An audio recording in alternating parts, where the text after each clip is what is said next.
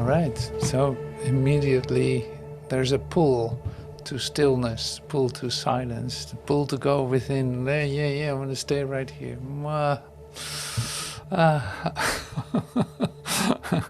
Okay, we continue with this. Welcome to the Miracle Mind, and great that you're here.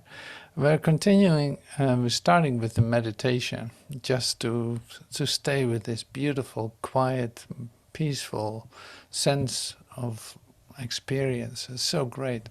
So I came up with one, say, paragraph of the lesson, and I'm going to share that with you on a well-known way, and that is so lovely. So come with me and listen. Listen and relax and listen. Be still. Relax. Breathe. Yeah. Listen. Listen and hear your Father speak to you through his appointed voice, which silences the thunder of the meaningless and shows the way to peace to those who cannot see. Be still today and listen to the truth. Be not deceived by voices of the dead, which tell you they have found the source of life and offer it to you for your belief. Attend them not, but listen to the truth. It's great. It's so amazing that Jesus here uses which silences the thunder of the meaningless instead of the thunder of silence. It is the thunder of meaningless, of the meaning. It's silence, the thunder of the meaningless. That's so great. I love it. Everything is reversed, upside down. Listen and hear your Father speak to you through his appointed voice, which silences the thunder of the meaningless and shows the way to peace to those who cannot see. Be still today and listen to the truth. Be not deceived by the voices of the dead, which tell you they have found the source of life and offer it to you for your belief. Attend them not, but listen to the truth.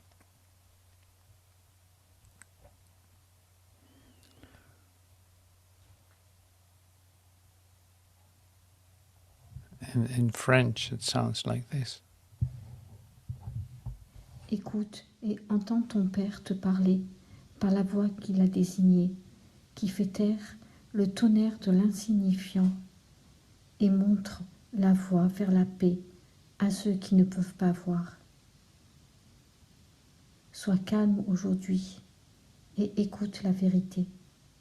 Ne sois pas trompé par la voix des morts qui te disent qu'ils ont trouvé la source de vie et l'offrent à ta croyance. N'y fais pas attention, mais écoute la vérité. So it's like, can you hear this? Can you feel this? It's like this. Can you feel that? Can you feel that? It's like, yeah, it's impossible to contain this, what is given. It's like it's impossible to contain this, but what should we call that? It's like the expectancy becomes like killing. The expectancy becomes killing. It's so like, I can't believe it. Listen, it's so simple. The instruction is so simple. It's one paragraph. It tells you exactly what to do. Don't listen to the voices of the dead. Are you crazy? They're not telling you anything. It's over. It's gone. Why would you listen to any of it? It has nothing to say. It is over. It's gone. So stop playing with it. Stop listening to that. But then what happens is, as your consciousness opens, and the expectancy starts to build up in a way that's it literally burns you. It is as if you are flying to the sun with as a little firefly. It's like, wow, melt right into it. So that absolute ecstasy that I'm talking about is really what is the offering. And so there's all kinds of things that you can think about it, but you see here, say, don't pick up any thought. Don't pick up any thought of the dead, and don't pick up any human thought. Don't pick it up to do something with it, or to entertain it, or to engage with it. Don't do it. Just don't listen to that. No. And this is fundamentally the whole training. Don't pick up a thought. Stay right here. Stay present here. Don't pick up a thought. No, it's dead. It's gone. It's over. And not picking up a thought is the only place where you can be free of fear. So if you experience fear, you have picked something up. You have actually, say, listened to a voice of the dead. And of course that is scary. Of course, it's like walking around in the zombie land and actually listen to what a zombie has to tell you. It's like, no, it's dead, it's over, it's just a nightmare, that's all. No, don't listen to it. Stay right here, in the light of this present moment. Everything is given you. Just be still. And don't pick up a thought. That's the whole practice. Don't do it. Just don't do that. Don't engage any thoughts. Not even consider anything. Don't regret anything. No.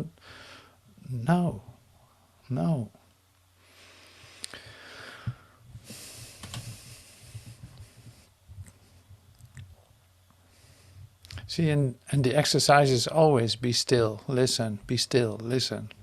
Say, release your thoughts, release your self-identity, release any kind of idea that you have. It's like dislodge from it, detach from it. That. Always the same instruction. No, there's no way of figuring out a better way. No, don't pick up that thought. Don't think that you have to improve yourself, that you need to work harder at your forgiveness. That's ridiculous. You don't have to do that. No. Release that. Release all ideas you have about yourself. Release all future improvements that you are planning for yourself. Forget all about it. Or leave all past regrets for what they are. Let them just die to themselves. Leave them behind. Detach from them. Don't pick it up. Don't pick it up. Just open yourself up for the incredible expectancy of being right here, expecting great goodness to come to you, being completely open to receive that. You need all your attention right there. Well, of course. So you pick up one idea and your consciousness is closed. You literally close the door and say, like, now I want this idea. I want to hold on to this idea for just a moment to take a good look at it, because I'm not sure what it is. Well, it's nothing. You don't have to take a look at it. It's nothing. It's gone. You're just entertaining yourself with something that is over and that you don't have to pick up, that you don't have to look at. No, are you kidding? No, be still and be literally overwhelmed with the stillness of the peace of your mind. Let yourself be completely overwhelmed with that. Allow yourself to be in communication with your Creator. Nothing is stopping you from doing that. Absolutely nothing is stopping you from doing that.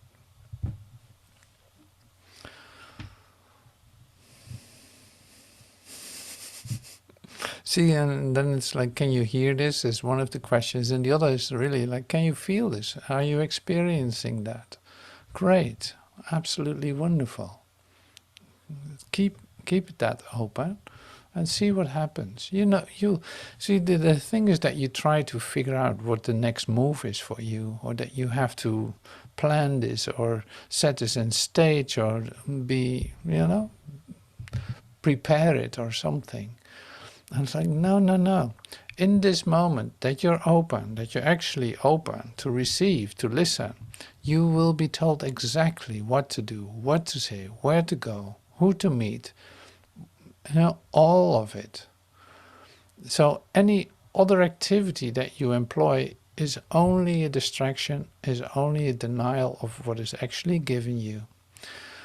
And see, this is, in that sense, it always comes back to it, but it's like it's an absolute teaching. So there's only this one point, absolute still point in you, this peace point.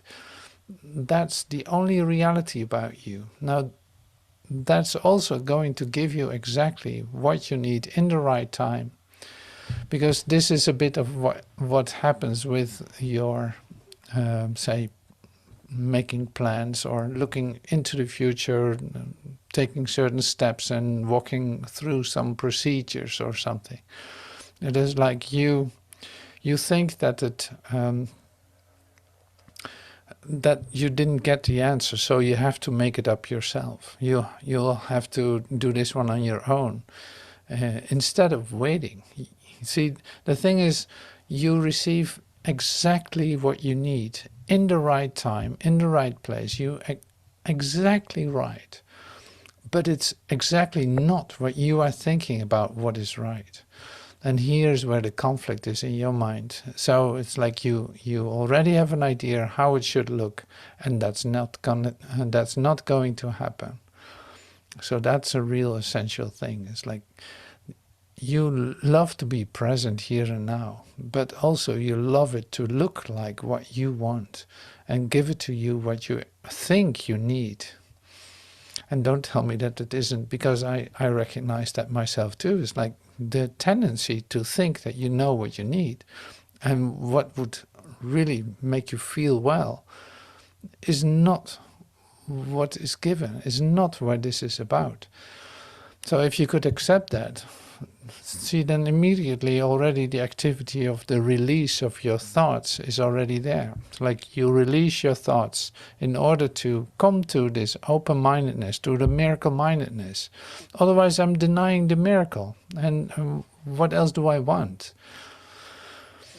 It's like, so I have to let go of every outcome that I want for myself, what I think I need, because it sneaks in when you walk your ways. It sneaks in that you build up an image about how this should look and what's supposed to happen, and well, risks that are related to it, and none of that will suffice, will help you, will do anything for you. It will never be that. So that's why, if the fulfillment is in this moment and it is complete and whole, why touch that? Why deny that? So here's our Course in Miracles, and here's our Can You Hear This? And we're going to take a look of first listen to Master Teacher, what he has to say in this fifth part of the third part of the talk. Is this a practice? In time, it would have to be a practice, wouldn't it? But remember that you can't practice anything to a future fulfillment, that the practice is the same as the accomplishment. That way you won't feel disappointed when you fail, because this is a place of failure. That'll make you constant in your pursuit of this, and will show you that the infinite patience will bring immediate result. You see? If you're going to do this, it will absolutely not concern you. The idea that you're failing will not really concern you, because you've always failed. I'm very much aware that my message can't be heard by you. If it could be heard by you where you are, it's not true. When you healed teachers go out and try to teach this, you think that our dear brothers aren't feeling the frustration of trying to express their revelation? What do they really give you? Vision. I'm just giving you a revision of yourself in association with all of your own things. I can't teach you my personal revelation. That's absurd. How would you possibly know about it? But I can show you that you can come to your own revelation through the revisioning of your own mind, through the utilization of the non-judgment of my revelation. This is the way you should do it if you're going to teach the Course in Miracles. These are sentences directly out of the Course, aren't they? Revelation is personal. But remember that reality is ultra-personal. It is only you.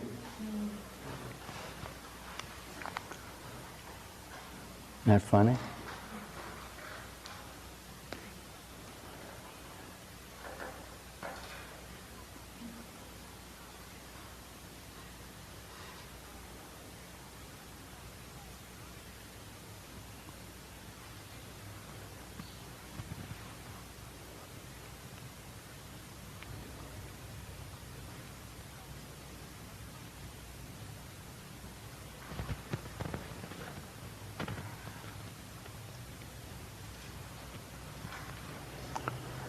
You want me to check and see how much longer you got to do this?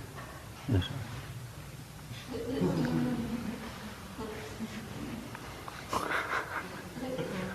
They asked Jesus, how much longer are we going to have to do this? And Jesus says, God knows.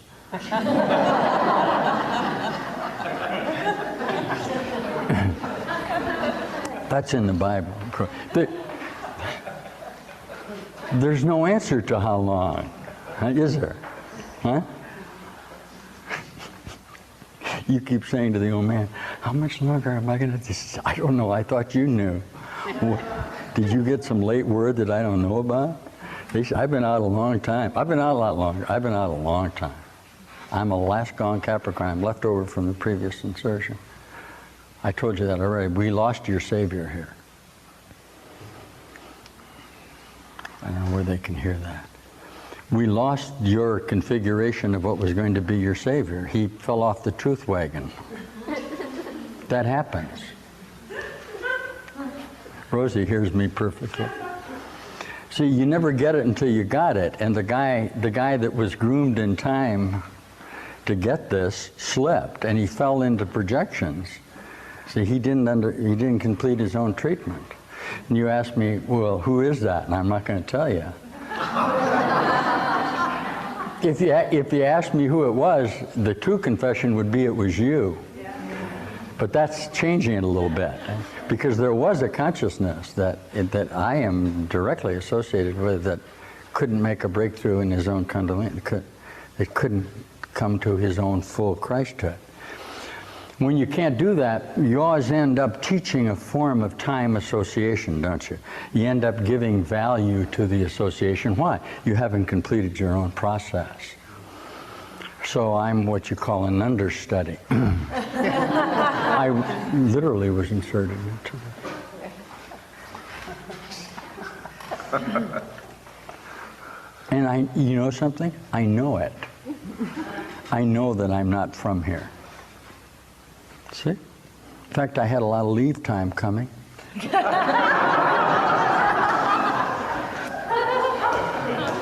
And I got a memo if I'd take over this and wrap this up. But they didn't tell me what was involved, and said, it'll take you just a little time. It's in Quadrum 77. Just stop by and do that. I don't know how much of this you're hearing.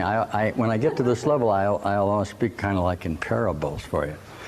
So this association, which was not on a spiritual search in the sense that you're doing, had just come in a lot of karma memories with enough frustration, okay, to have used up most of the necessity to retain this limited configuration, my name, who I was when I was here. Remember, I'm looking at it now as pure energy, not as personality. Personality doesn't have to do with it, but this was ready to some extent. if you listen to the history of my name, of Chuck, you'd say, oh yeah, I see how you did that and how you did that. But at the time I was doing that, I had no association with it being a spiritual surge. No, none.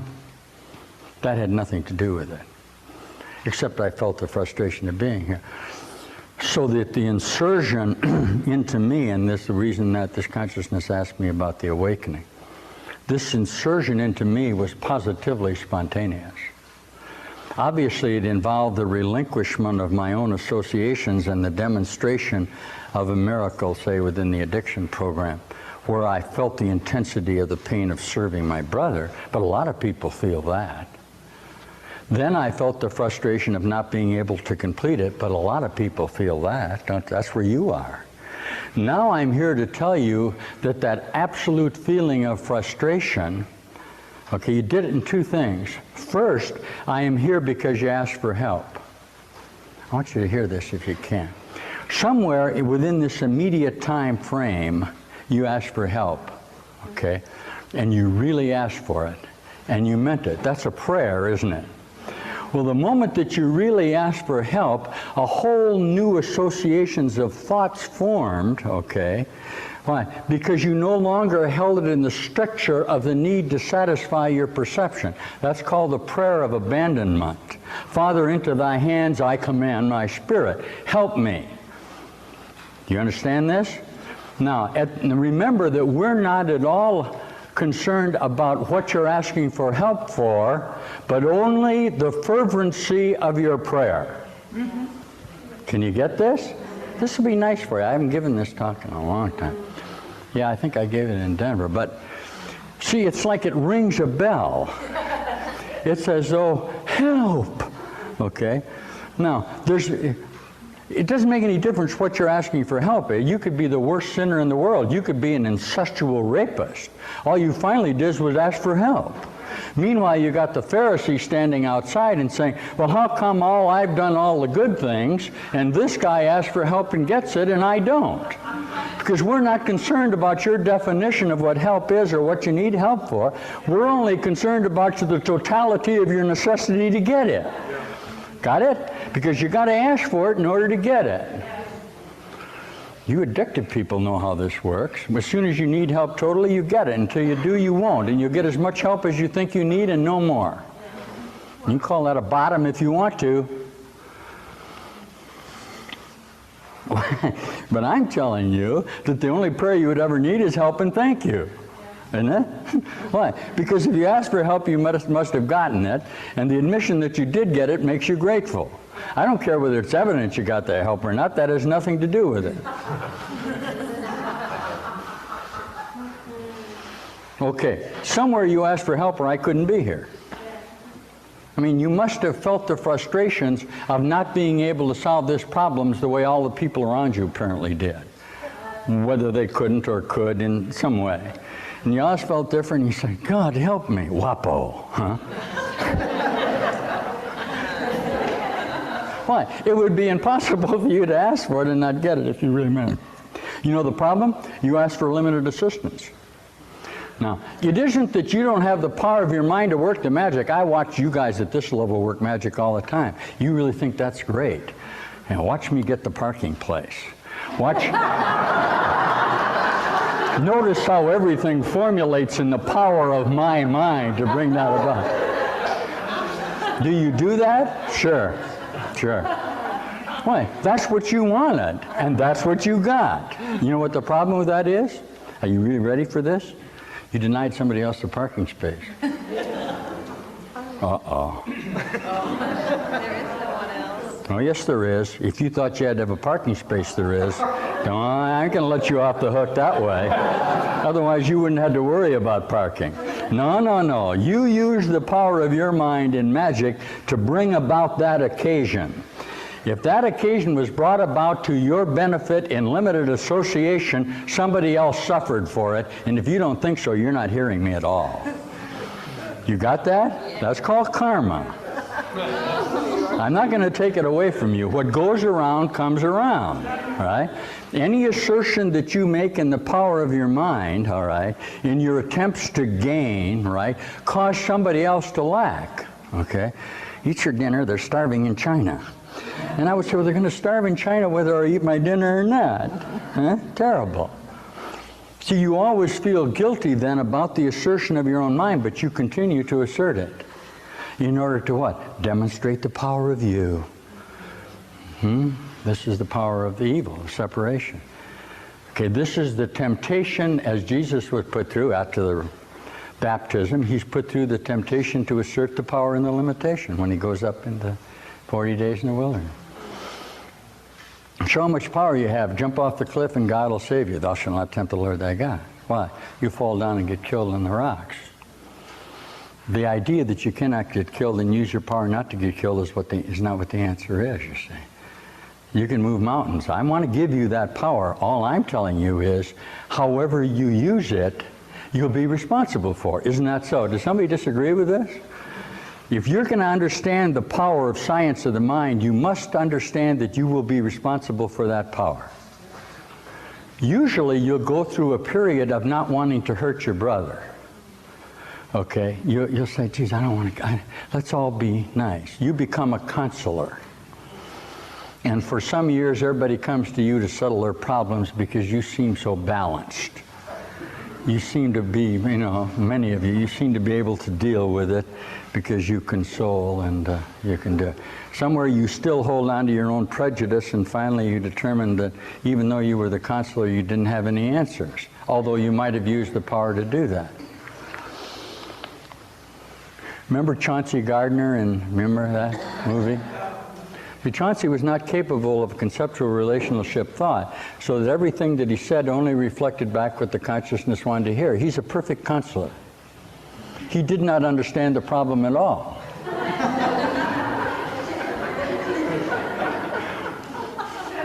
Now, the Holy Spirit understands the problem perfectly, but he knows it's not real. In that sense, he doesn't understand it. So Chauncey would just say, I understand. Okay? I think what our insightful friend is saying, and then you'll reinterpret it in your own mind to the capacity of you to identify that non-judgmental association. This is what I'm doing with you. I have no opinions about you at all. My mind is not capable of an opinion. It would be senseless. Why would I have an opinion? About what? Okay. Now, I can give you that reflection, okay, if you'll see that you and I, any opinions we have about each other will have no value. It's not necessary that you know anything about anything. Am I too good to be true? Sure.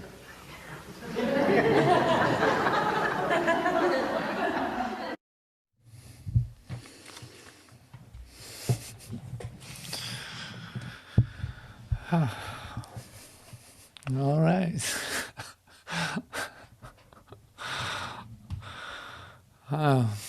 So definitely, after hearing this, Master Teacher is bringing in, definitely, I know that you have asked for help. I know for sure. Not only did you come to me, but you also came to Master Teacher. It's like, and that's amazing. So if you profoundly, honestly with your whole being, ask for help because you actually need that, it is there. It is simply there. Now I know that you did that. So this help is given you. And that's such a comforting idea. That is so incredible. Like, you don't have to prove that to anyone. You don't have to share it with anyone. You don't have to whatever. No, not at all. This is you could say, your secret. And see, the thing that he shares too is that it is ultra personal. This is so individual. This is so all about you, like into every detail. It is about you, nothing else. And this is in fact also how I started, like with remembering the now. Like, it's so personal. You are the only one who can actually do that. Because this is you. Really, because of that. This is you. You see that you're not only all of it, but also the only one. You're literally the only one. So that will and is given you as a revelation, and a revelation you can't share. It is ultra personal. It is a direct contact between your creator and you at the same time, because there's no difference between you and your creator. Like there's no distance between it, and that makes it, yeah, unshareable. So yeah, Master Teacher shares too. It's like the only thing that can be shared is vision, Christ vision, yeah, vision of wholeness, oneness, in its completion. Vision is the only thing that we can share with one another, that I'm actually able to convey to you, and you to me, when you are, say, experiencing that, and when you are coming from that. So then this makes it very interesting. So he says too, it's like, I know that you will not hear this. And that's interesting, because in this talk he says, can you hear this? Probably around 50, 60, 70 times in one talk. Can you hear this? Can you hear this? Can you hear this? I'm like, well, you're not going to hear this. And why not? How is that? How is that working? Well, if you could hear this, you would be it. You're not just taking it in as information. No, you become it. So it's like you disappear into what is given, and there's just no other way. So the one that you think you are will never hear this, but it doesn't mean that you cannot disappear in it. Yeah, so you can die in it, you could say. We're familiar with those terminology. It's like you can die in it. You can be that firefly that thinks it flies to the sun and suddenly it burns up completely. Well, you can do that. Does that make you anything? No, not really. No, but see, so here's the thing then, with you don't have to be anything, because you already are everything. And this is so against say a personal idea of yourself that you think it cannot exist. So that's all right. So because we're not going to fight with that. We're not going to discuss that. So that's very interesting. Now he says one thing too, and that's nice to hear that too. It's like, if you don't complete this process in yourself, you're going to put value in some part of your humanhood, thinking that you, with your bright mind, can literally have your contribution to that. Now that's interesting, because if you do that with a personal interest to develop yourself as something, with a future accomplishment, as Master Teacher says too, is like with a future accomplishment, then it's all the falsity in the universe. Like it has nothing to do with what reality is. So this is why it's so wonderful to, in fact, let everything collapse every moment. Like detach, collapse, let this moment be whole. Before you try anything, before you work out your great plans to be the savior of the world or the healer of the universe or who knows what, do this first. Listen to the truth, and let the thunder of meaningless ideas make as much noise as it wants, but don't listen to that. So now we come to our daily lessons. Like it's all completely one story. It's so beautiful. If you start to see that, it is just totally lovely. So the daily lesson, what Master Teacher shares in, say, completely free of time and space, even though it seems to be recorded in, I think, in the 80s or something, or beginning of the 90s. I think 90s. It looks like it was recorded then for that in front of that crowd, and it's like, no, none of that is real because there's only you. So here is you listening to this and recognizing the energy of it and the truth that is actually speaking to you in it. You recognize that. Now here's the only invitation. Go beyond the words, go beyond your limited ideas about yourself and recognize the truth in it and disappear into that. And now this is the practice.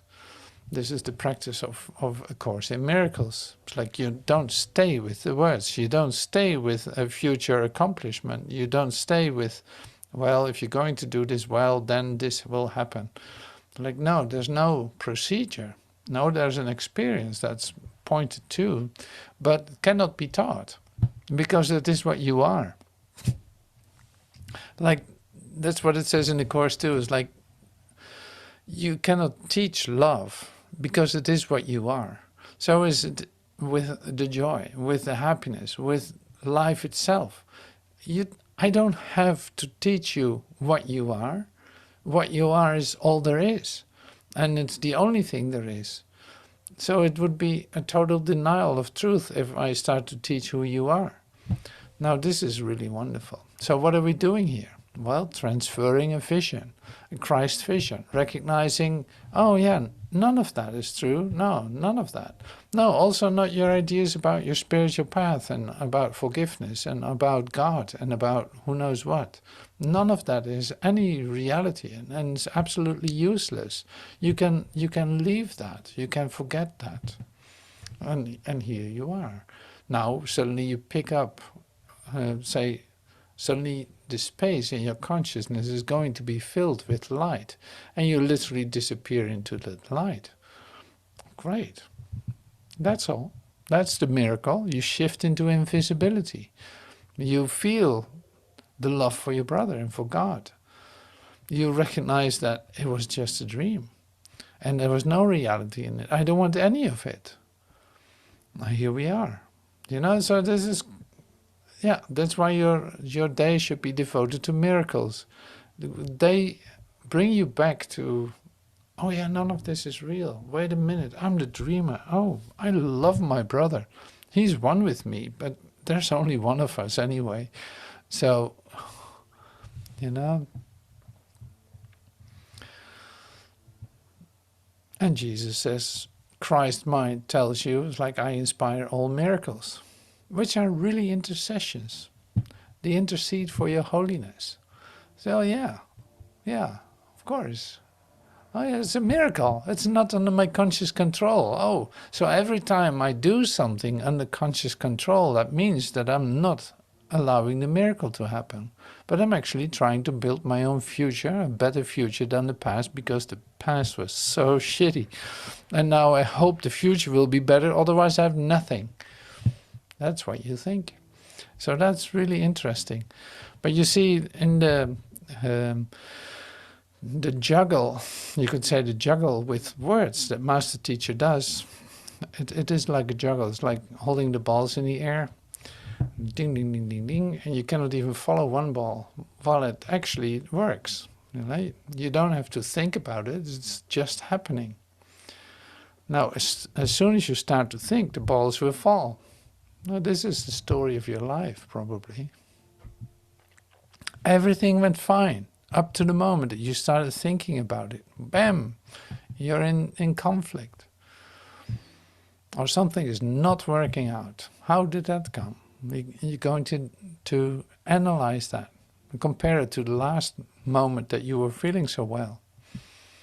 Instead of just releasing it and letting it go. No, there's nothing happening here. I'm the only one. Coming back to myself, this is the only moment. There's nothing else going on. So I keep repeating that, but I love it because it's like you can see also the flow in which this occurs is you cannot follow it if you try to understand it, or you cannot follow it if you want to say reprogram your future with it, trying to, oh yeah, let's not forget about this because in that situation I can use that for that. Like, no, no, no, none of that. No. That's all not your concern. You don't have to do that. So this is a great lesson. And that's really what vision will bring you. Vision doesn't give you, say, anything that you could say. Vision is always a release. It is always something comforting, a release of what you don't have to do, of what you can let go of, and all this. So yeah, we want to hear more about that. So here are some of the sheets that are related to the talk that we just heard. Is this a practice? You could say, is this a practice? Well, in time, which you think you are, it would have to be a practice, wouldn't it? But remember that you can't practice anything for a future fulfillment. That the practice is the same as the accomplishment. That's why you won't feel disappointed when you fail, because this is a place of failure that will make you constant in your pursuit of this, and will show you that infinite patience will bring immediate results. If you're going to do this, the idea that you're failing will not really concern you, because you've always failed. Well, let's take a little time to stay with this idea, because this is a lot of what you recognize. So I'll bring this back. So remember that you can't practice anything to a future fulfillment, like you can only practice the present. There's nothing else to practice than this moment, than the accomplishment of remembering the communication with your creator. That's the only occurrence, in fact. So that the practice is then to stand still and allow that, to listen and to be open, to receive it. But that is not really a practice, because you're not the one doing that. Like God knows his way to you. The practice is the same as the accomplishment. If you do this well, you could say, if you do this, if you actually allow this to happen to you, it is immediately accomplished. In that accomplishment is a complete fulfillment, instantaneously. And you say like, well, when is that going to happen? I would love to experience that.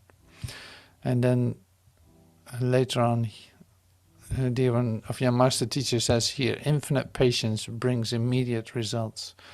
So this is the only practice that I do, is be patient, listen, be patient. No, don't pick up that thought, be patient. No, don't think that the Spirit didn't answer you. No, wait. That way you won't feel disappointed when you fail.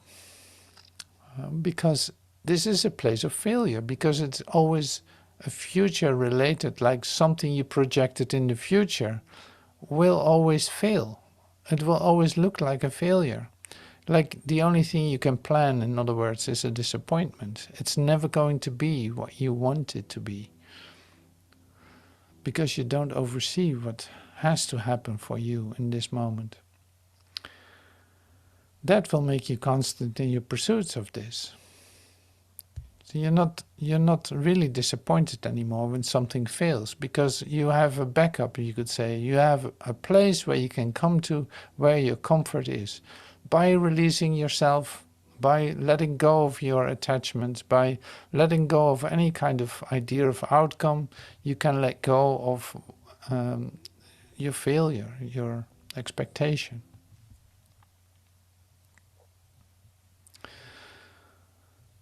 I'm very much aware that my message can't be heard by you. I told you this. If it would be heard by you where you are in time, it's not true. See, when you healed healers go out and try to teach this, do you think that our dear brothers aren't feeling the frustration of trying to express their revelation? Like, you have had an experience. Now, how are you going to express that? That is totally impossible. So what do you actually do when you start to teach this? you share your vision. You share vision. I'm just giving you a revision of yourself in association with all of your own things.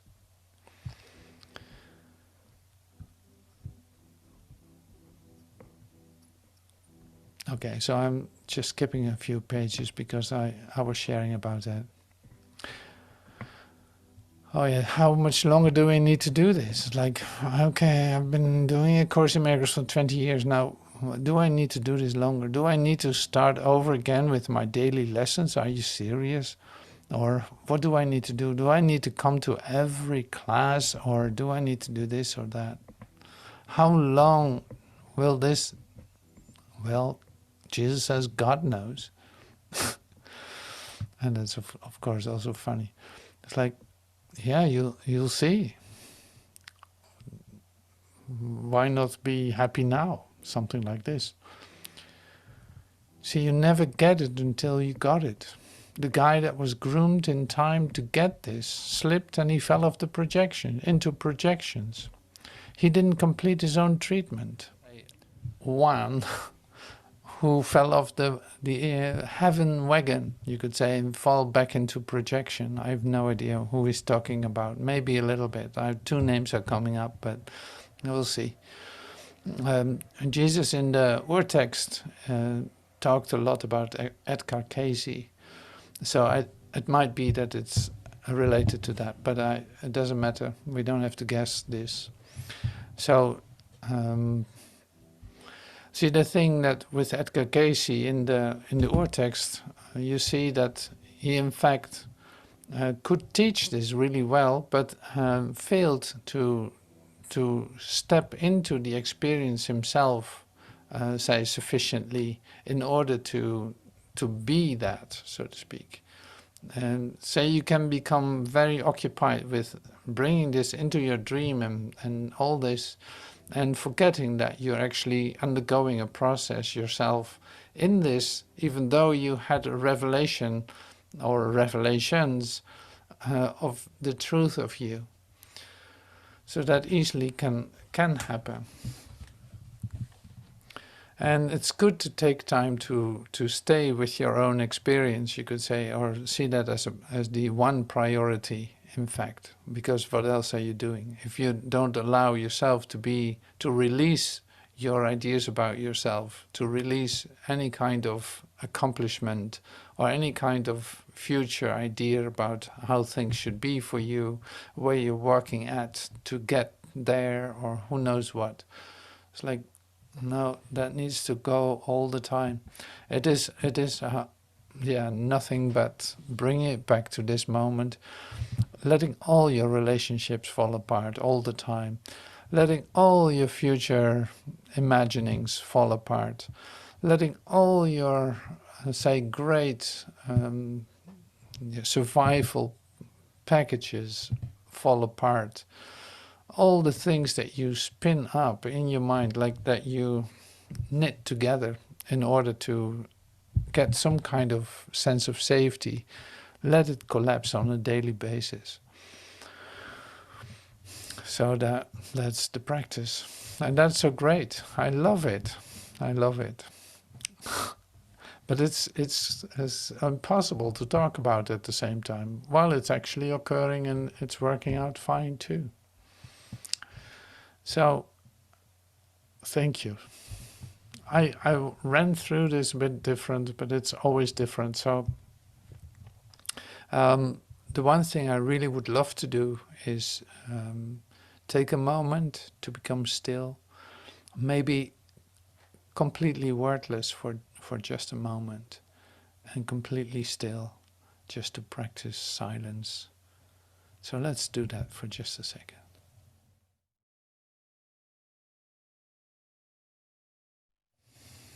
Thank you. Thank you, everyone. Thank you so much for joining today. Thank you.